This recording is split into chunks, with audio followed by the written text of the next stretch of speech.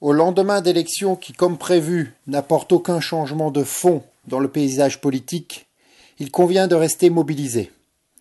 Le pouvoir n'est plus dans les représentations dites démocratiques, issues des urnes, il est ailleurs. Il réside dans les âmes qui brûlent pour leur nation. La France ne sera pas sauvée par l'élection, mais par un mouvement de fond surgi du plus profond de notre histoire et enraciné dans nos terroirs. Il convient pour cela de ne rien céder et de structurer un sentiment de révolte qui gronde dans le pays.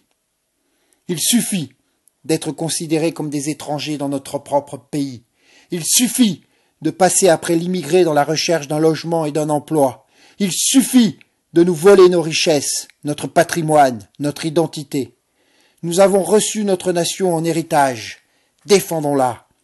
La France est à nous, car ce sont nos ancêtres qui l'ont forgée et édifiée avec leurs larmes, de peine et de joie, avec leur sueur et avec leur sang.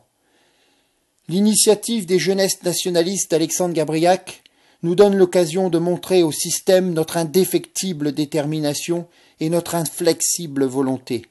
Il faut pour cela nous mobiliser en nombre pour la manifestation de samedi prochain à Lyon.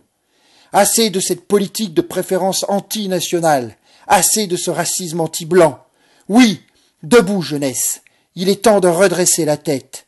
C'est la révolte des Souchiens, la révolte des Français non reniés, de tous ceux qui veulent redevenir maîtres chez eux.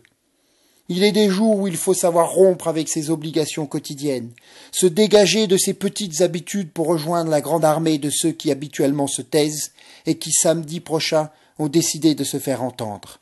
Alors samedi 23 juin, à Lyon, mobilisons-nous, haut les cœurs, en avant la victoire.